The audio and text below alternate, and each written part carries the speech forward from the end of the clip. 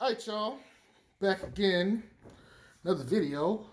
Um, as the title will say, this is supposed to be Q&A Sunday, but I actually got a lot more questions than I normally get. So I'm happy about that. Yo, I'm just FYI, if you guys want to post more than one question, I'm okay with that. You know, I'm perfectly okay with that. But some of you did, by the way. So check it out. Since I got so many questions, I can't get them all in one video based off of the time restraints of my phone because I do all my video stuff through my phone. So I'm having to break it up into two separate videos. Um, a couple of the questions I need to go do a little research on before I actually answer. So I'm going to save some of them for tomorrow. But not all of them are like that. And so I just took four of the questions that I really wanted to dive into. Not to say that the other questions aren't as important, but of the ones, these are the ones I think I have the personal most interest in answering. Um, and so, just FYI, for those of you who may first time be on my channel, um, I started doing Q&As probably 3 weeks ago, and the first one was good, and so I've just been doing them since. Um, and so I never think about the answer to these questions. I always just look at them and read them, and I don't necessarily write the entire question. I just kind of summarize it, and I just answer the question live based on the thoughts that come to my head. So I don't have time to go necessarily think about some of this stuff. 9 times out of 10, but that's usually how I do it. And so if you guys want like a specific question, whenever I do the Q&A, just pop a question in or two or 10. Not 10. Let's not do 10. Let's not get carried away. But if you got a question or two, definitely drop one in and I will gladly address your question. I think this is a good way for me to for you, well, specifically for the channel. So I don't always talk about Lonzo necessarily, which is why I took Lonzo and the Ball family out of this, but it'll give me a chance to tackle certain things that I may not have thought to do a video on, or just to, just make sure I have that interaction with you guys. I've been on some channels and they really don't care about these subscribers. I only have 98 of you guys, so for the 98 I do have, I appreciate the time, energy, and effort you put to come and watch my videos, thumbs up, and all the other things that you do. So I do this stuff for you guys, and I just want to let you all know that I appreciate it. Um, so we're 3 minutes into this video already. Let me go ahead and get started. So, as always, note card summarized. First question is, do I think BI is impactful, or is his style individual skill based? I wrote this bad. Basically, do I think BI's basketball style is impactful, and or does it impact winning? Here's the thing. I'm gonna be an asshole with this first statement. No matter what player, they always have an impact on winning, whether it's negative or positive, right? But here's the thing about BI.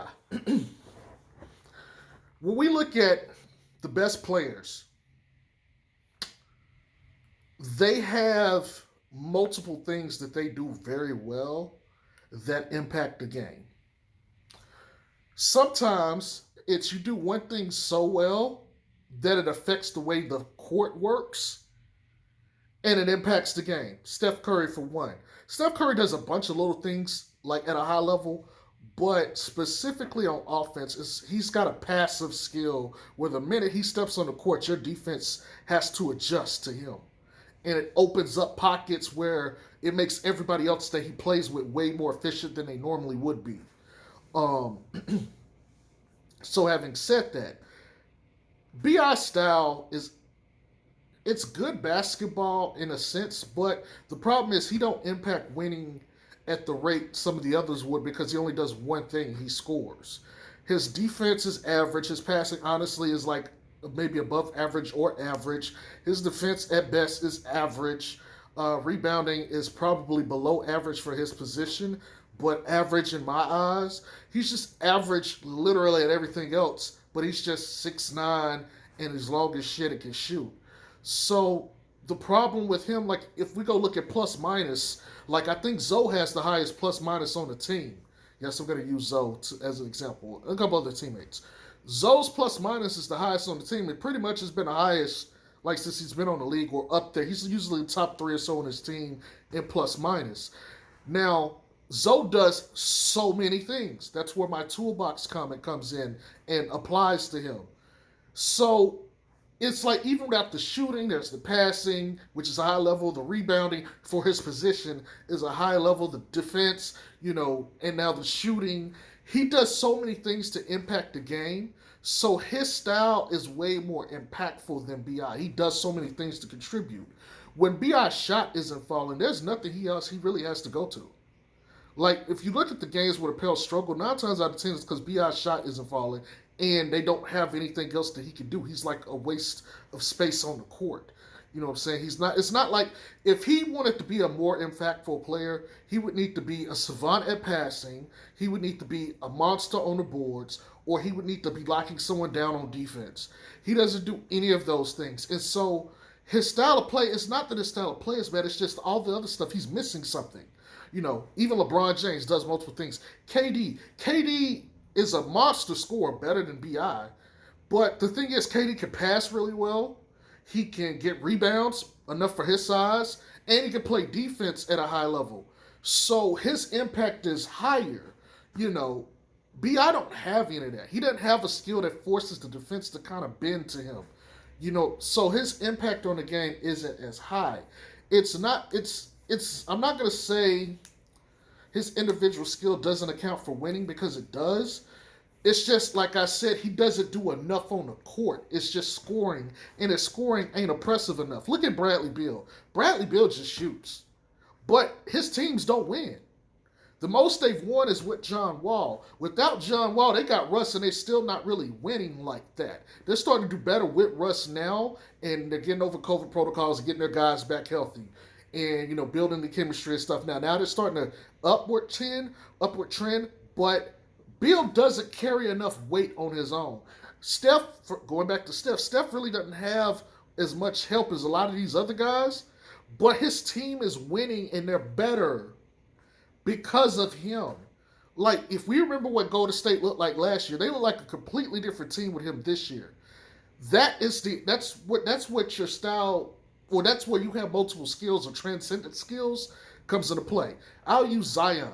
Zion may not do the defense right, but he's really good he's a really good passer for his position, and he gets the right amount of rebounds for his size and his position.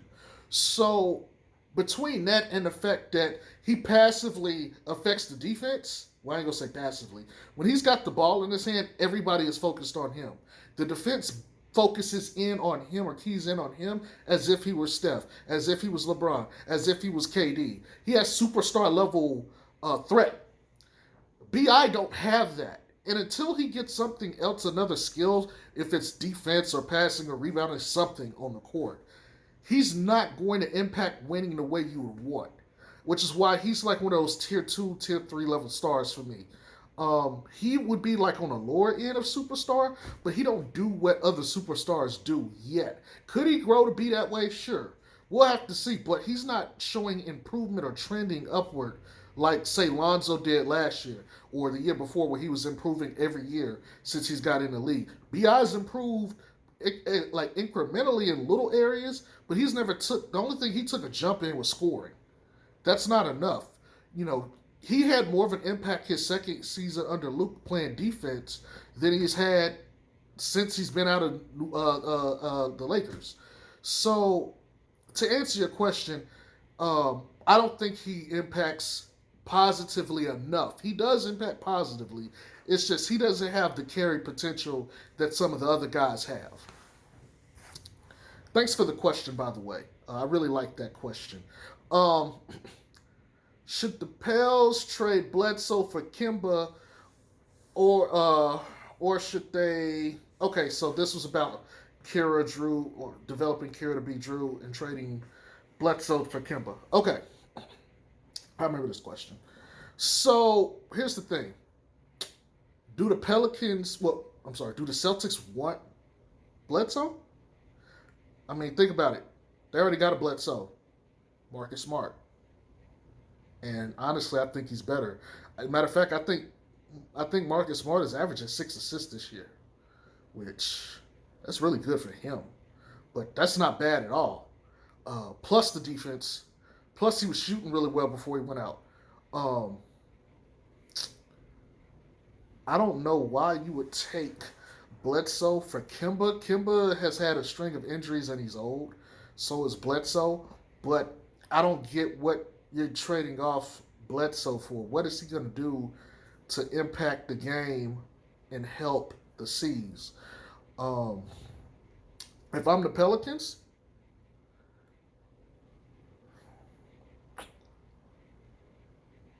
only if I'm going to move off Alonzo. Because at least with that, I know I could put Nall in the starting lineup, and he could get those minutes. I could play him in his natural position. He could get those minutes, um, and then I know Kira could come off the bench. So for what they want to do, I would probably pull the trigger on this deal. But I'm not sure how much Kimba makes contractually, so I'm not sure how that would affect him. And when his contract is over, depending on how that is, if we okay, let me answer this question this way: if we're not worried about money, and I'm the Pelicans, I do that and I ship out Lonzo. Um, SAP. Now, ASAP. Kira is not going to be Drew Holiday. He will never be Drew Holiday. Drew Holiday came into the league bigger than him. He was naturally already keyed in on defense, and Drew is a combo guard. Kira's not a combo guard. He's a he's a dual threat point guard, but he'll never have the size or the defensive tenacity that Drew Holiday ever had. If you're gonna get that, you're better off using Nall. Nall is a better Drew Holiday than Kira would ever be. Um, the whole point is to develop him, but he's gonna need the reps. He's really not ready. He's shooting like 33% from three right now, or something like that, and like 36% from the field. He's worse than Zoe was in Zoe's rookie year, if we're talking about scoring. But nobody's gonna say that because it's Kira, he's fast, you know. Um, Honestly, like I said, if I'm gonna trade Zoe, or I know we're talking about Bledsoe here, but to me you got to include Zoe in this. If you're gonna trade Bledsoe, it's to get Kira. I mean not Kira, no minutes, not Kira. Kira is not going to be Drew. But if I'm trying to win games, I probably would. The problem is Kimba's been so bad recently. If I'm the Pelicans, I don't know if I want to gamble that. Because he's like 5'11", 6 foot. He's shorter than Bled. So you're giving up size for a guy who's injury prone, old, and really doesn't impact winning like that anymore. And he would be playing out of position. Now that I think about it, I don't know if I would do that deal. They're gonna have to throw something in for that. They'd have to. I would request something else with Kimba. But to get the contracts and stuff to match, you got to get Bled and somebody else up out of here too. Um, I wouldn't do it. I wouldn't do it personally. I would not do that. Um, it's just too much uncertainty, and I would rather keep what I have. Like I would rather take Marcus Smart, but you're not giving up Marcus Smart for Bledsoe. Hell no. He's younger. Um, he might be cheaper too, but he's better. That'd be a downgrade. No. Zion, wait, the idea. Oh, okay. So here's the thing. I'm not sure if I made a video on this. I think I might have touched on this, but I don't think I made a video specifically for this. I know I mentioned this on Twitter. So here's my thing. I side with LeVar Ball. LeVar Ball said, okay, now I definitely remember speaking on this. I don't think it was the topic of the video, but I included this in the video. LeVar basically said people need to stop trying to tell Zion what to do with his weight because Zion has always been hefty. He's always been a big country boy. You know, that's what he does. And he was like, until he's shown his body can't sustain anything, let him play his weight. That's what he is. Now, my viewpoint, which is the same, but I'm gonna modify it a little bit, is my thing is this: people want him to get down to 250. 250 is LeBron, but LeBron is bigger, so it's actually a little bit more stocky. But the problem is, part of Zion's advantage is his weight. It's the gravity from his jumps because he's being pulled down, which is why he got that second jump. He jumps up, the weight pulls him down quickly, so he gets down faster, and he gets to spring back up. If you take some of that away, that second jump is going to go.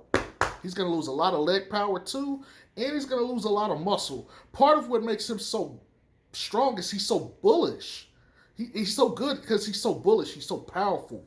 If you take away his weight, he's losing athletic ability and power. How does he beat guys right now?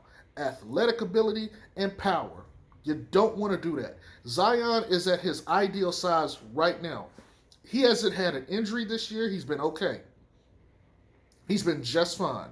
People were saying long times pounding on your knees, yada yada. Look, athletic guys are going to lose their abilities no matter what, whether you save it or not. I'm just going to be honest with you. You know, Vince Carter couldn't jump like that once he got older anyway. He had to stop. You know, MJ had to learn to be a technical player so he wouldn't be like Larry Bird and these other guys. He stopped on his own, but he could still use it when he needed it to. Or when he needed it to. When he needed to. So, I would not. Man, stay away. Play your weight. You know, stay where you are. You're fine. You get up and down the court. You played 38 minutes the other night and were just fine. Let him stay where he is. I'm not bringing him down 250, 265, none of that. Unless his body is showing he physically cannot handle it, which he would have already done it in my eyes. Stay there. He ain't Greg Oden. Stay at your weight, man. Play at your weight. That's your advantage. See how easy he ran over Tristan Thompson? He wouldn't be doing that if he was like 30 pounds lighter. I don't know if you guys know, but 30 pounds is a lot on a person. You know, especially moving, that's a lot of weight to have to deal with. 30 less pounds, there's a lot of guys that you could push that you can't push back anymore when you're that weight. So yeah, I would let Zion stay where he is. I have no issue with his height. I mean his weight at that point. Um, yeah, stay where you are. And should LeBron James be point guard instead of small forward? He's already a point guard. There is no point guard on the court when LeBron's on the court. He is the point guard. His position is small forward, but he's doing point guard duties. You know, that's why he's got the ball in his hands. Um, Besides, if we're gonna talk about this tactically, point guards are faster most often than they're just fastest guys on the court. LeBron is not chasing around point guards all game. Of course, you can match him up with other guys, but I'm going to tell you this right now. LeBron at 36 already got to do enough. He is not going to chase Kira, Lonzo, De'Aaron Fox, all these fast-ass guards, these young-ass guards that's coming up, Ja. He is not going to chase these dudes the entire fucking game. He is not playing point guard on defense. He'll guard the bigger guys. Matter of fact, if we're going to talk about position, I would tilt him to power forward, and if I was the Lakers, I would play AD, probably LeBron at power forward, probably Kuzma at the 3, maybe Caruso, and fill out the rest, KCP, and then Schroeder. That'd probably be my lineup. But I would move him at power forward because I think he's strong enough to deal with your power forwards, young and old. And I think the power forwards aren't as movie or motion based, so it allows him to kind of rest his feet. He have to use his upper body and he have to use his legs in other ways, but I don't think he has to chase them around as much. And he's smart enough, I think, on defense to where if he gets matched up on a switch, he can contain them for a little bit, but I don't think they're going to attack LeBron all game. Like, for all intents and purposes, this may contradict myself. LeBron can defend positions. He's not going to be able to deal with them small guards all game. They're going to wear his ass out. But, your other guards that don't run as much and stuff, he can guard them pretty easily. Like Steph Curry, he can guard Steph. Although Steph would sit there, still put 30 on his ass and call it a day. He's not gonna trip. He'd put 30 on LeBron before. He'd put 40 on LeBron before. So, those elite guys like that, yeah, no problem. Dame, he can guard Dame. But some of these other guys, these young guys that got that twitchy move stuff, nah. He's good where he is. If anything, I move him to power forward, play small ball, and let him bully. Um, if anything, I have him on the offense. He's point guard. I mean, he's already doing it though. He's the point. He's the point forward ish. It don't matter. It's positionless. So he's the point guard. He's doing that role anyway. He's just guarding the forwards on defense. Um, this actually went by faster than I thought it was going to be. I probably should have put another question or two on here. I thought this was going to take me probably around 30 minutes to do. I didn't think I was going to get through this that fast. But anyway, you guys have the first part of Q&A Sunday today on Saturday. I might go do the other one later after the game if I'm not tired, or I might just wait to do it in the morning like I plan to. But yeah, I hope you guys who got your questions answered were satisfied. And for the rest of you guys, that just means you get to wait till tomorrow or maybe tonight to get the rest. But y'all have a good one. Peace.